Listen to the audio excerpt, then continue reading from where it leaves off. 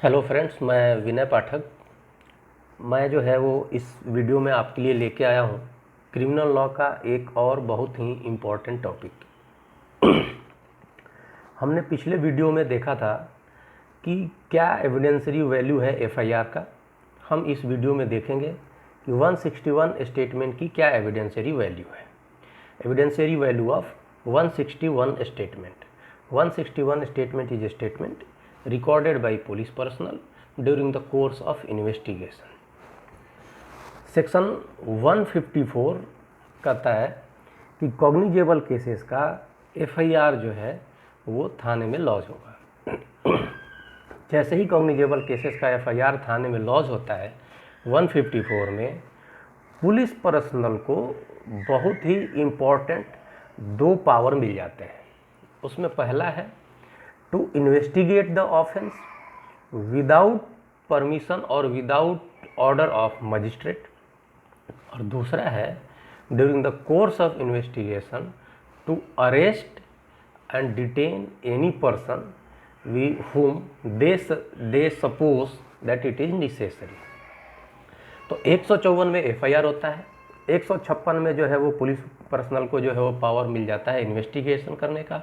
और इन्वेस्टिगेशन क्या होगा, इन्वेस्टिगेशन में कौन से स्टेप्स होंगे, ये लिखा हुआ है 157 में। 157 कहता है कि facts and circumstances of case को इन्वेस्टिगेट करने के लिए जो पुलिस पर्सनल है वो मौके पे प्रोसीड करेंगे, और इस इन्वेस्टिगेशन में वो जो है वो ऑफेंडर्स के डिटेक्शन एंड अरेस्ट की जो है वो करेंगे, मेजर्स लेंगे।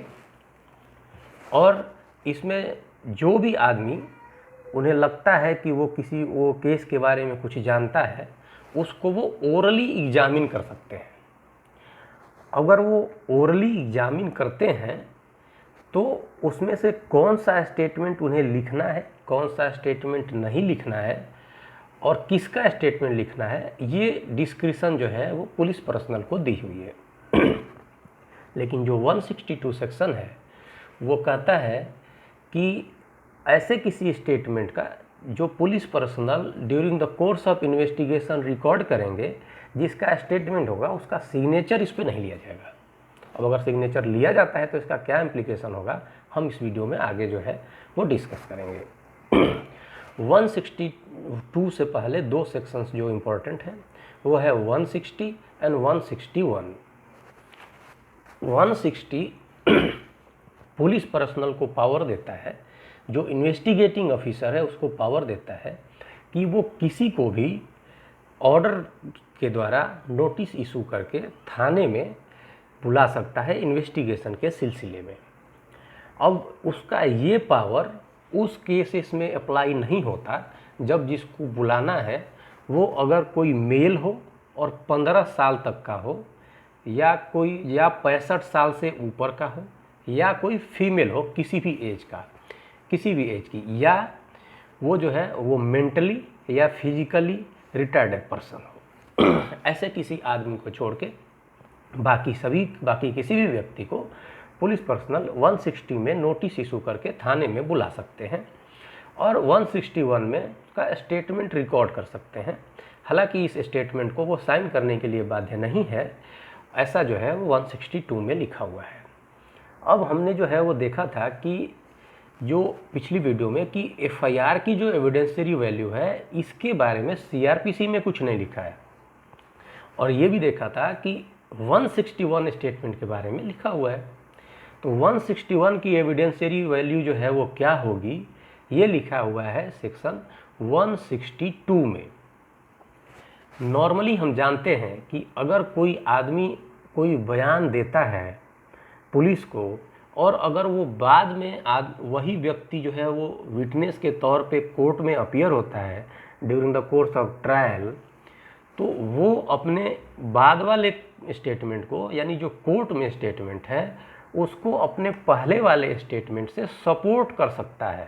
इसका मतलब होता है उसका बाद वाला स्टेटमेंट पहले वाले स्टेटमेंट से कोरोबोरेट हो सकता है।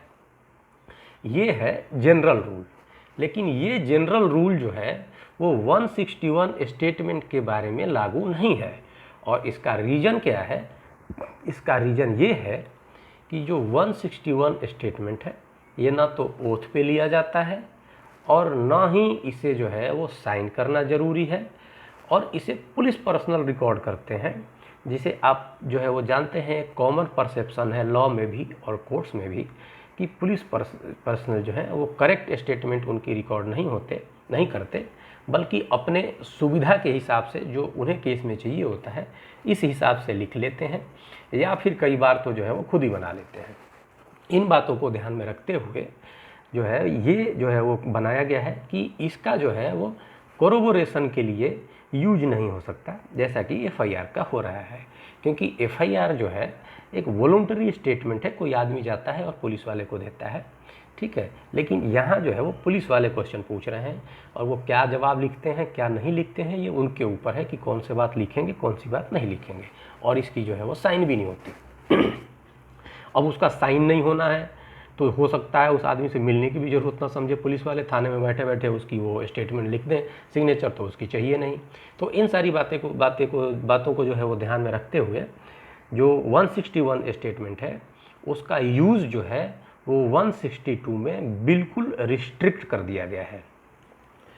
सेक्शन 162 सीआरपीसी कहता है कि 161 statement means the statement recorded by investigation officer during the course of investigation shall not be used for any purpose during the trial except for the purpose of contradiction under section 145, under section 27 and under section 32(1) as dying declaration।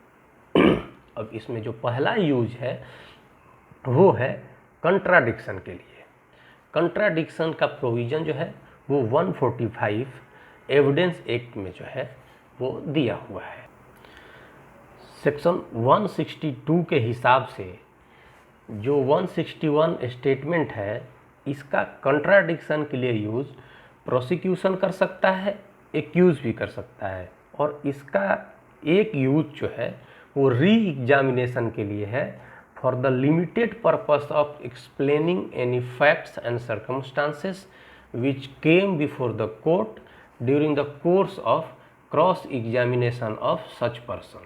तो contradiction का मतलब होता है अगर आपने पहले जो है वो कोई और बात कही है और आप अगर बाद में जो है वो कोई और बात कहते हैं उसी के रिगार्डिंग, या पहले वाले के अगेंस्ट या पहले के अलावा कुछ और, तो आपकी पहली वाली बात जो है वो दूसरी वाली बात को जो है वो कंट्राडिक्ट कर देती है।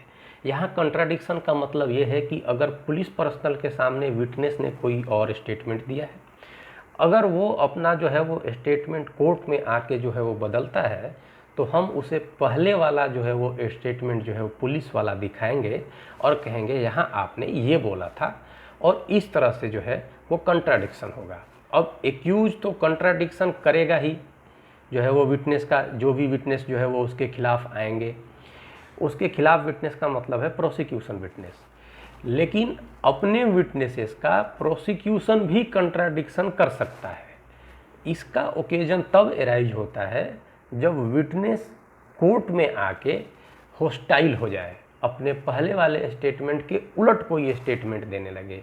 ऐसे केस में प्रोसिक्यूशन भी उसको दिखा सकता है कि आपने पुलिस में ये बयान दिया था और आप आज ये बयान दे रहे हैं, और इस तरीके से जो है वो प्रोसिक्यूशन भी ऐसे विटनेस को कंट्राडिक्ट करने के लिए जो है वो यूज कर सकता है। अब री एग्जामिनेशन के लिए इसका जो यूज है वो ये है कि जब एक्यूज जो है वो क्रॉस एग्जामिनेशन प्रोसिक्यूशन विटनेस का कर लेता है, इसके बाद उस क्रॉस एग्जामिनेशन में कोई ऐसी बात आ जाती है जिसे प्रोसिक्यूशन को लगता है कि कोर्ट के सामने एक्सप्लेन किया जाना ज़रूरी है, तो प्रोसिक्यूशन फिर से उस विटनेस का री एग्जामिनेशन कर सकता है। अब यहाँ दो और बात जो है वो ध्यान रखनी है। एक ये कि जो कंट्राडिक्शन प्रोसिक्यूशन करेगा खुद अपने विटनेस का, और जो री एग्जामिनेशन करेगा इसके लिए उसको कोर्ट की परमिशन लेने की ज़रूरत होती है। सेक्शन 162 में जो रिक्वायरमेंट दिए हुए हैं इसके जो 161 स्टेटमेंट के यूज का वो है 2, और ये रिक्वायरमेंट जो है वो सिर्फ 145 के अंतर्गत यूज करने के लिए है। और ये पहला रिक्वायरमेंट है कि जिस आदमी का स्टेटमेंट पुलिस में रिकॉर्ड हुआ है वो कोर्ट में प्रोसिक्यूशन विटनेस बन के आना चाहिए।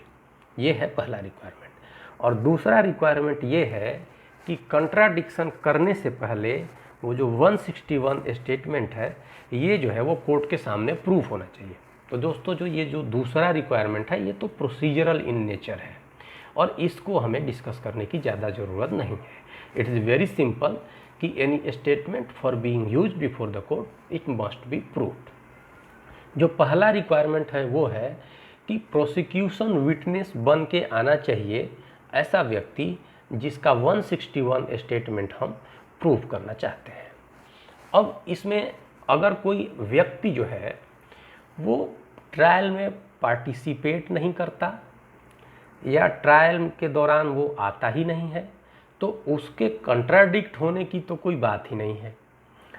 अब जो भी व्यक्ति ट्रायल में पार्टिसिपेट करेगा उसके लिए क्या ज़रूरी है कि वो प्रोसिक्यूशन विटनेस बन के आए।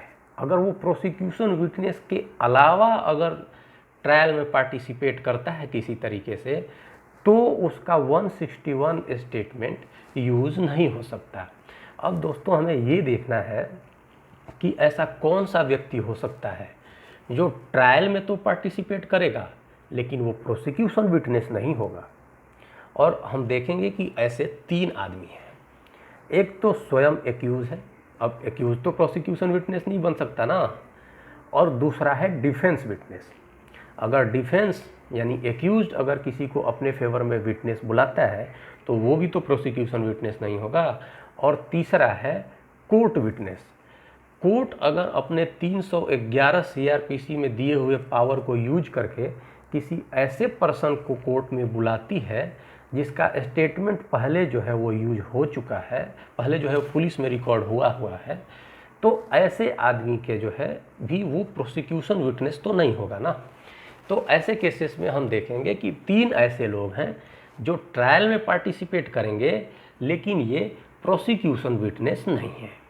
अब एक बात जो दिमाग में आएगी हमारे जल्दी से वो ये है कि क्या एक्यूज का भी 161 स्टेटमेंट हो सकता है?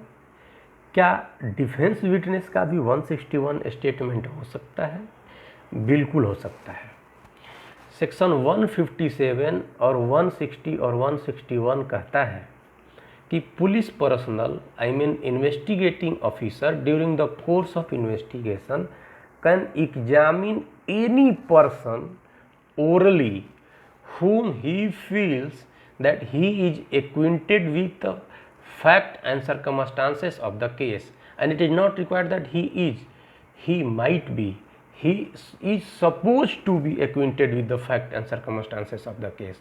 और जब इसकी बात आएगी the accused will be first and foremost person who will be acquainted with the facts and circumstances of the given case। तो इस तरीके से एक्यूज का स्टेटमेंट जो है वो रिकॉर्ड हो सकता है। इसमें जो दूसरी बात है वो ये है कि ज़रूरी नहीं है कि जब किसी का स्टेटमेंट रिकॉर्ड हो रहा हो तो वो उस समय एक्यूज हो सकता है कि उस समय उसकी स्टेटमेंट रिकॉर्ड हुई हो और बाद में पता चले कि जो है एक्यूज तो यही पर्सन है। तो ऐसे केस में एक्यूज का भी 161 स्टेटमेंट हो सकता है। अब अगर किसी आदमी का जो है 161 में पुलिस ने स्टेटमेंट रिकॉर्ड किया था लेकिन पुलिस को किसी वजह से लगता है कि कोर्ट में ये आदमी हमारे वर्जन को सपोर्ट नहीं करेगा, हमारे केस को सपोर्ट नहीं करेगा, या किसी ऐसे आदमी का स्टेटमेंट जो है पुलिस ने बना लिया था जो उन्हें लगता था कि वो उसे मना लेंगे अपने फेवर में स्टेटमेंट देने के लिए, लेकिन वो ऐसा नहीं कर पाए और उसकी झूठी स्टेटमेंट को सपोर्ट करने के बजाय वो सच बात एक्यूज के तरफ से बताने को तैयार हो, तो ऐसे आदमी का 161 स्टेटमेंट होते हुए भी वो डिफेंस विटनेस बन के जो है वो आ सकता है। और ऐसे समय में उसके स्टेटमेंट का यूज नहीं हो सकता क्योंकि वो तो प्रोसिक्यूशन विटनेस नहीं है ना। और एक्यूज का भी, किसी एक्यूज के भी ऐसे किसी स्टेटमेंट का यूज नहीं हो सकता क्योंकि वो प्रोसिक्यूशन विटनेस नहीं है। अब ये जो लास्ट वाली बात है कोर्ट विटनेस को लेके, इसके लिए जो है वो 161 में कहीं अलाउ नहीं किया गया है। और 161 में जो यूज है वो use is an exception. General rule ये है कि यूज नहीं होगा किसी जो है वो पर्पस के लिए ट्रायल में। तो जब एक्सेप्शनल केस में यूज बताया गया है तो जिन केसेस में यूज परमिटेड है सिर्फ उन्हीं केसेस में यूज होगा। लेकिन साथ साथ हम ये भी कह सकते हैं कि जो 162 का प्रोविज़न है वो जो 165 ऑफ एविडेंस एक्ट का प्रोविज़न है, जहां कोर्ट में जज को किसी भी आदमी से कोई भी क्वेश्चन पूछने के लिए जो है वो अधिकार दिया हुआ है, उसको सरकमवेंट नहीं कर सकता। और अगर जज अपने उस वाले पावर को इस्तेमाल करके कोई क्वेश्चन पूछना चाहे तो 162 ऑब्वियसली उसे मना नहीं कर सकता। अब दोस्तों यहाँ दो चीज़ जो है वो हमें देखना ज़रूरी है। पहला ये है कि हमें कोई कन्फ्यूजन ना हो, इसलिए ये बता देना ज़रूरी है कि जो एक्यूज़ है वो कभी कभी अपना ही विटनेस बन के अपने डिफेंस में सेक्शन 315 के जो प्रोविज़न है उनको यूज करके विटनेस बॉक्स में इंटर कर सकता है। अब वो विटनेस बॉक्स में इंटर तो करा है और उसका प्रीवियस स्टेटमेंट भी है पुलिस वाला, लेकिन फिर भी उसका ये स्टेटमेंट कंट्राडिक्शन के लिए यूज़ नहीं होगा क्योंकि वो प्रोसिक्यूशन विटनेस नहीं है, जो कि पहला रिक्वायरमेंट है इस एक्सेप्शनल केसेस में जो स्टेटमेंट है उसके यूज होने का। और हमें दूसरी बात जो है वो ये ध्यान देनी है कि जो 145 है एविडेंस एक्ट का, उसके दो पार्ट हैं। जो पहला पार्ट है वो कहता है कि प्रीवियस स्टेटमेंट के आधार पे क्रॉस एग्जामिनेशन होगा, और जो दूसरा पार्ट है वो ये कहता है कि प्रीवियस स्टेटमेंट के आधार पे कंट्राडिक्शन होगा। तो हमें ध्यान ये देना है कि 162 में क्रॉस एग्जामिनेशन की परमिशन नहीं दी गई है, केवल कंट्राडिक्शन की परमिशन जो है 162 में दिया गया है। तो ऐसे केसेस में 161 स्टेटमेंट का 145 में सिर्फ कंट्राडिक्शन के लिए यूज होगा, क्रॉस एग्जामिनेशन के लिए यूज नहीं होगा। अब दोस्तों जो लास्ट पार्ट है 162 का जो एक्सप्लेनेशन है, उसको पढ़ के हमें जो है वो पता चलता है कि जो 161 स्टेटमेंट है उसको कंट्राडिक्शन में दो तरीके से यूज किया जाएगा। एक तो अगर पहले पुलिस को कोई बात उन्होंने बताई है विटनेस ने और बाद में अगर कोई और स्टेटमेंट देता है तो एक तो इस तरह से कंट्राडिक्ट हो गया, और दूसरा जो कंट्राडिक्शन है it is by way of omission. अगर कोई ज़रूरी बात विटनेस को अपने 161 में स्टेटमेंट में बतानी थी और वो उसने अगर नहीं बताया, अगर रिकॉर्ड नहीं हुआ है, तो इसको भी हम जो है वो इस आधार पर भी जो है वो हम कंट्राडिक्शन जो है वो कर सकते हैं। अब इसमें जो है वो समस्या ये है कि हमने देखा है कि जो पुलिस पर्सनल है उन्हें ओरली एग्जामिन करने की पावर है, और वो चाहे तो विटनेस का स्टेटमेंट रिकॉर्ड करें और चाहे तो ना करें। तो अगर किसी का स्टेटमेंट उन्होंने रिकॉर्ड ही नहीं किया, अगर वो फिर भी कोर्ट आ रहा है तो उसके प्रीवियस स्टेटमेंट के आधार पे जो है वो कंट्राडिक्ट करने की तो बात ही नहीं है। लेकिन जिसका स्टेटमेंट उन्होंने रिकॉर्ड किया है उसी में अगर किसी खास पार्ट का जो विटनेस ने बताया हो उन्होंने ओमिट कर दिया, तो इस बात का विटनेस के पास कोई प्रूफ तो होता नहीं है। अब देखना ये है कि इस ओमिशन को कंट्राडिक्शन के लिए कैसे यूज किया। दोस्तों इस पॉइंट पे जब तक कि सुप्रीम कोर्ट ने तहसीलदार सिंह वाले केस को डिसाइड किया, तब तक जो बहुत सारे हाई कोर्ट्स हैं उनके जो विचार थे, उनके जो जजमेंट्स थे वो कन्फ्लिक्टिंग थे। उन सब को देखने के बाद सुप्रीम कोर्ट ने Tehsildar Singh versus state of UP 1959 का केस है, इस केस में ये बताया कि ओमिशन को कब हम कंट्राडिक्शन के लिए यूज कर सकते हैं। और इसमें सुप्रीम कोर्ट ने 3 ऐसे सर्कमस्टांसेस बनाए जब कोई स्टेटमेंट 160 स्टेटमेंट का पार्ट नहीं होते हुए भी इसे इम्प्लाइडली डीम्ड किया जाएगा कि ये 161 स्टेटमेंट का पार्ट है, और इस आधार पे बाद में वाले स्टेटमेंट को जो कोर्ट में देगा उसको जो है वो कंट्राडिक्ट किया जाएगा।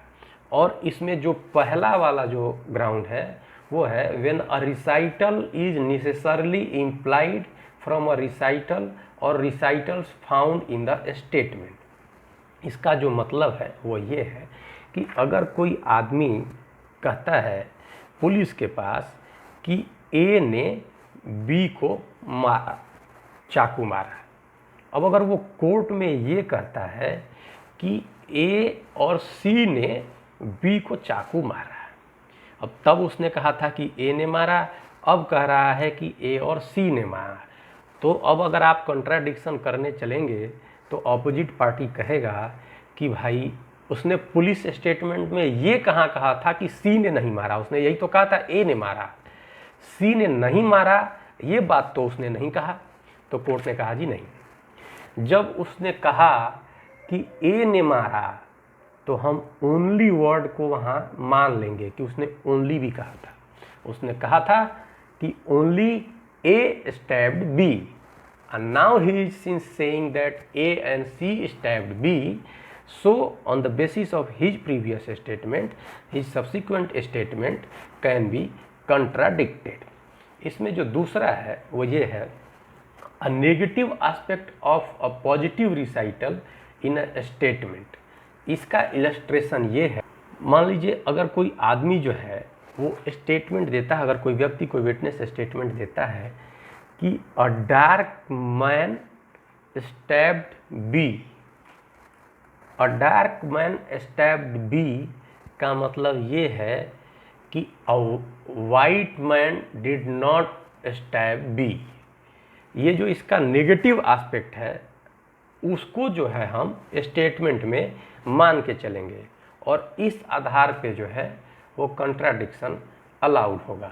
और इसमें जो तीसरा है वो ये है when the statement before the police and that before the court can not stand together. इसका जो इलस्ट्रेशन है वो ये है कि अगर कोई आदमी पुलिस में स्टेटमेंट देता है कि ए ने बी को मारने के बाद पूरब की तरफ अपनी गाड़ी घुमा ली थी और भाग गया था, अब अगर वो कोर्ट में आके स्टेटमेंट देता है कि ए ने बी को मारने के बाद अपनी गाड़ी पश्चिम की तरफ घुमा के लेके भाग गया था, तो अब उसके पहले वाले स्टेटमेंट के बिल्कुल अगेंस्ट ये दूसरा वाला स्टेटमेंट है।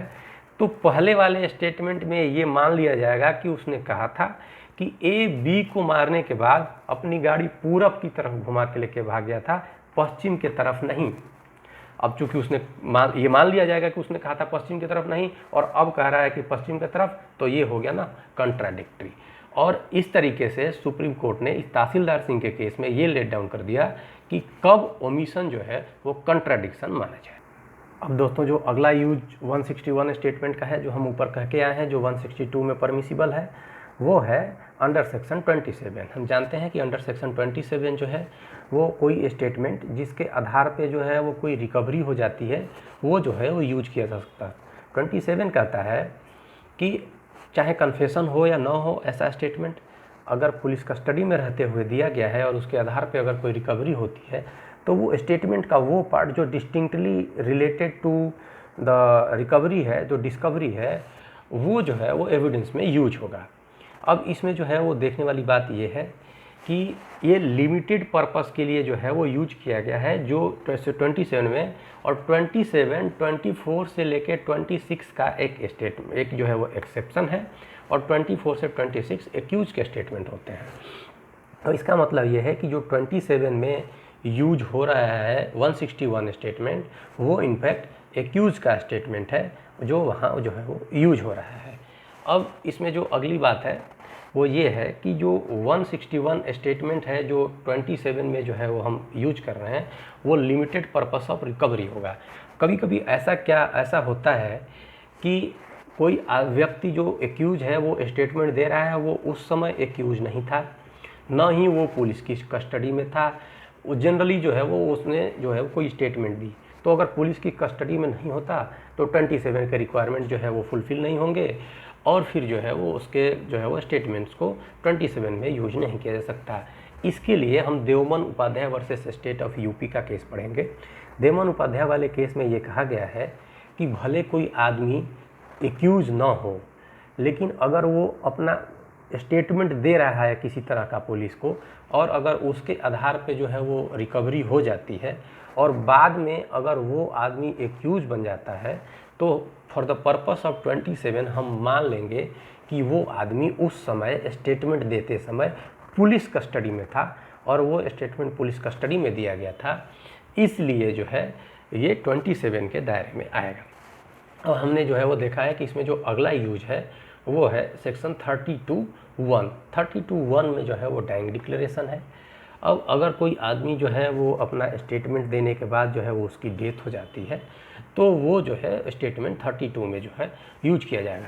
लेकिन 32 में यूज करने के लिए, किसी स्टेटमेंट को यूज होने के लिए दो चीज़ है, दो रिक्वायरमेंट है। पहला ये है कि the statement must state certain transaction और certain facts and circumstances connected with the transaction which resulted in the death of its maker, and the second requirement is that it will be used in only those proceedings wherein the death of its maker is in question।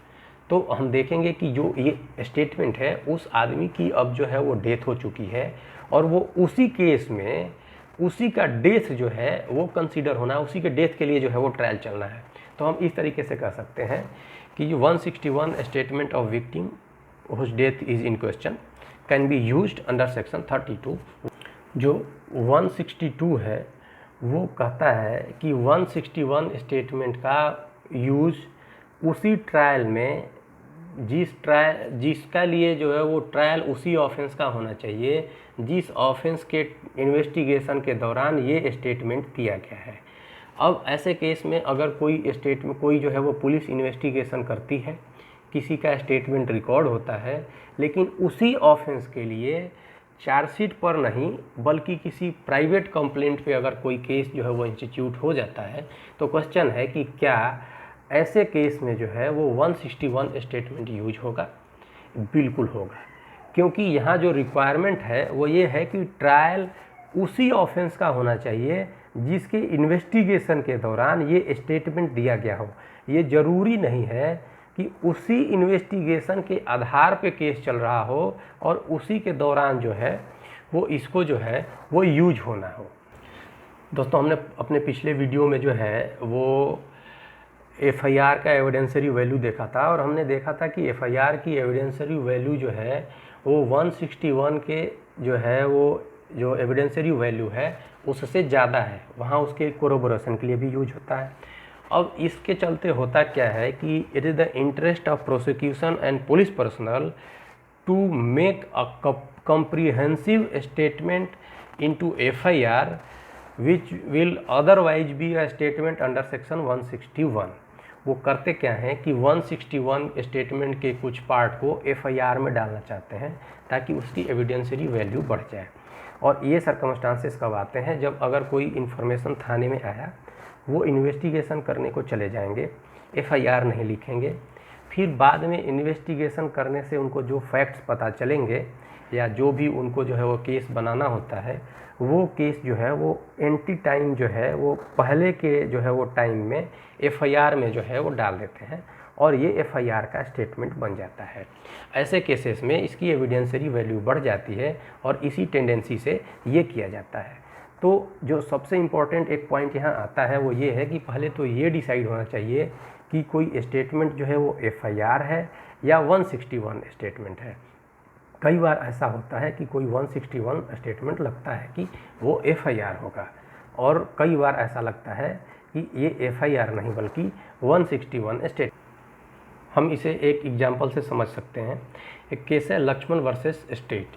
इस case में हुआ क्या कि दो लोग जो है वो थाने में आके इन्फॉर्मेशन देते हैं कि एक पर्टिकुलर होटल में रेप हुआ है। पुलिस पर्सनल बिना उस स्टेटमेंट को रिकॉर्ड किए उस होटल में चले जाते हैं और वहाँ उनका जो है एक कम्प्रीहेंसिव स्टेटमेंट रिकॉर्ड करते हैं और बाद में उसी आधार पे जो है वो FIR बनाते हैं। इस केस में कोर्ट ने कहा कि जो ओरल स्टेटमेंट उन्होंने थाने में दिया था वो तो एफआईआर है, लेकिन जो स्टेटमेंट वहाँ मौके पर रजिस्टर हुआ था, जो रिकॉर्ड हुआ था, वो स्टेटमेंट जो है वो 161 स्टेटमेंट है। लेकिन इसके उलट एक दूसरे केस में एक र्यूमर आती है थाने में कि कहीं जो है वो मर्डर हो गया है। पुलिस पर्सनल बिना इस र्यूमर को रिकॉर्ड किए मौके पे जाते हैं, वहाँ फैक्ट को सर्टेन करने के बाद वहाँ स्टेटमेंट रिकॉर्ड करते हैं और उसके आधार पे एफआईआर लिखी जाती है। तो इस केस में कहा गया कि वो 161 स्टेटमेंट नहीं बल्कि एफआईआर है। अब हमें जो है वो 162 के बारे में दो और चीज़ें जो है वो जान लेने की ज़रूरत है। पहला ये है कि जो स्टेटमेंट है it can be by way of sine, by way of touching, by way of node, जैसे सर हिला दिया या नहीं, क्योंकि ये क्वेश्चन के आंसर में आते हैं। तो अगर कोई जो है वो किसी तरह पॉइंट आउट करके कहता है क्या इसने मारा, और अगर विटनेस कह देता है हाँ, तो एक स्टेटमेंट हो गया। लेकिन उसने सिर्फ जो है वो ऐसे ऐसे जो है वो सर हिला दिया। अब इसका मतलब ये नहीं कि ये जो उसने साइन लैंग्वेज यूज किया ये स्टेटमेंट नहीं है, ये भी स्टेटमेंट होगा और ये जो है वो यूज होगा। इसमें जो दूसरी 162 में जो है वो बात जो देखने वाली है वो ये है कि if any statement is made by the accused which do not come within the purview of 162 and it is also not hit by section 24 to 26 of the Evidence Act, then it can be used in such trial। 162 में जो एक point है जो बहुत ही important है वो ये है कि 161 स्टेटमेंट को बार करता है। 161 मतलब उन स्टेटमेंट को बार करता है which will be recorded during the course of investigation या in the course of investigation. ये during the course of investigation ये किसी पीरियड को शो नहीं कर रहा है, ये एक एक्ट को शो कर रहा है। The recording of such information must be a step during investigation. और अगर इस जो है वो प्रोविज़न को, इस रिक्वायरमेंट को अगर फुलफ़िल नहीं करता है, इससे बाहर है, तो ऐसे स्टेटमेंट को जो है हम यूज कर सकते हैं। इस पर हम 2-3 जो है वो इलस्ट्रेटिव केसेस देखेंगे। इसमें पहला केस है Baleshwar Rai versus state of Bihar. Baleshwar Rai वाले केस में जो है बलेश्वर राय को 302 में जो है वो सजा हुई थी चौकीदार आनंदी पासवान को मारने के लिए 17 मार्च 1959 को। 17 मार्च 1959 को उनकी डेथ से पहले ऐसा कहा गया कि बलेश्वर राय ने एक चिट्ठी लिखी थी पुलिस वाले को। उसका डेट था 9 जून 1959, यानी घटना से पहले। और इसमें उन्होंने कहा था कि ये जो चौकीदार है इसने उनका जो है उनको बहुत नुकसान पहुंचाया है, उनके बारे में जो है वो पुलिस को स्टेटमेंट देता रहता है।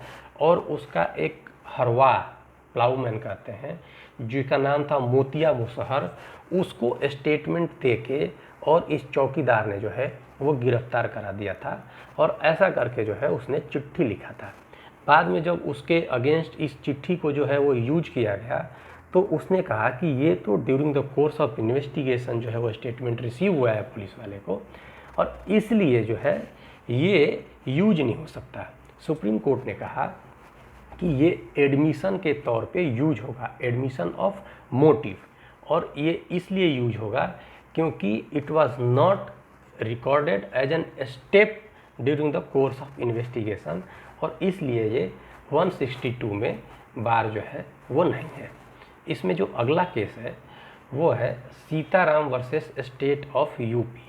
सीताराम वाले केस में जो सीताराम है उस पर जो है उसकी वाइफ सिंधूरा रानी के जो है वो मर्डर का केस चला। सिंधूरा रानी को उसने जो है वो मार दिया था इसलिए कि वो उसे लगता था कि सी इज़ अनचेस्ट। उसने क्या किया कि मारने के बाद एक चिट्ठी लिखी जिसमें लिखा कि उसने जो है इसे मारा है और क्यों मारा है, और वहीं लाश के पास जो है वो टेबल पे छोड़ के चला गया। ये चिट्ठी जो है वो पुलिस को मिल गई। कोर्ट ने कहा कि it was not a statement during the course of investigation because the taking of this letter was not induced by the police personnel or not taken during the course of investigation, इसलिए जो है इसे admission के तौर पे जो है वो यूज किया जाएगा। उसमें जो तीसरा केस है और जो आखिरी केस जिसे हम जो है वो डिस्कस करेंगे वो है Kaliram versus state of HP Himachal Pradesh. किन्हीं किन्हीं किताबों में ये स्टेट ऑफ यूपी लिखा हुआ मिलेगा, आप उसे करेक्ट कर लेना, ये स्टेट ऑफ एचपी है, हिमाचल प्रदेश, 1973 का केस है। इस केस में हुआ क्या कि कलीराम जो है, ऐसा कहा गया कि उसने एक चिट्ठी लिखा जिसमें उसने एडमिट किया कि उसने जो है वो इसमें 2 लोगों की जो है उसने मर्डर किया था। अब ये चिट्ठी जो है उसने तब लिखा था जब वो मर्डर हो चुका था और उस केस का इन्वेस्टिगेशन जो है वो चल रहा था, लेकिन इस दौरान जो है वो अंडर कंटेम्पलेशन नहीं था जो एक्यूज है। कलीराम के अगेंस्ट इन्वेस्टिगेशन नहीं चल रहा था, लेकिन उसी ऑफेंस का इन्वेस्टिगेशन चल रहा था। इस केस में कोर्ट ने कहा कि ये जो लेटर है ये एडमिसिबल नहीं है, क्योंकि ये during the course of investigation था। इन्वेस्टिगेशन ऑफेंस का होता है, एक्यूज का नहीं होता है। तो वही ऑफेंस था जिसकी इन्वेस्टिगेशन चल रही थी, भले उस समय ये एक्यूज अंडर कंटेम्पलेशन नहीं था। तो इस तरीके से, और इस केस में ये कहा गया कि सीताराम वाले केस में जो है वो कोर्ट ने जो है वो एडमिट कर लिया था और आप इस केस में नहीं कर रहे हैं। तो सुप्रीम कोर्ट ने इस केस में क्लियर किया कि सीताराम वाले केस में जो 162 का बार है वो रेज ही नहीं किया गया था कोर्ट के पास सामने, और ना ही वो कंसीडर हुआ था। वहाँ सिर्फ ये कहा गया था कि ये कन्फेशन है और 25 से बार है, इसलिए यूज नहीं होगा। और उस केस में 162 वाला बार जो है वो कंसीडर नहीं हुआ था। और इस केस में कोर्ट ने ये रिफ़र करते हुए सीताराम केस को जो है वो जो डिफ्रेंशिएट किया और कहा कि सीताराम वाले केस में ये क्वेश्चन डिसाइड नहीं हुआ था और इस केस में जो है वो यूज होगा। दोस्तों, इस केस में जो है वो स्पेशली सुप्रीम कोर्ट ने कहा कि अगर हम ऐसे लेटर्स को जो है वो एडमिट करते रहेंगे और हम इसको जो है वो जो 162 के प्रोविज़न से अगर बाहर रखेंगे तो कल को होगा क्या कि पुलिस पर्सनल किसी का स्टेटमेंट 161 में लिखने के बजाय उससे ज़बरदस्ती एक लेटर लिखवा लेंगे और वो बातें कहवा लेंगे जो कि उसे 161 स्टेटमेंट में अगर कहवाते तो 162 में वो जो है बार हो जाता है, और इस तरह से 162 के स्टेटमेंट को वो सर्कमवेंट कर सकते हैं। इसलिए इस केस में सुप्रीम कोर्ट ने क्लेरिफाई कर दिया कि ऐसे किसी स्टेटमेंट का जो है 162 के दायरे से बचना जो है वो मुश्किल है। अब फ्रेंड्स, मैं आपको बता दूं कि मैं इनका जो है एक शॉर्ट नोट्स और एक लॉन्ग नोट्स जो है इस वीडियो के साथ जो है वो मैं PDF फॉर्म में डाल दूंगा, जो आपको मिल जाएगा। और मैं अपना जो प्रीवियस वीडियो है जो FIR के एविडेंशियरी वैल्यू के लिए थी, उसकी भी जो है वो शॉर्ट नोट उसके डिस्क्रिप्शन बॉक्स में मैं डाल दूँगा, जहाँ से आप जो है इसे डाउनलोड कर सकते हैं।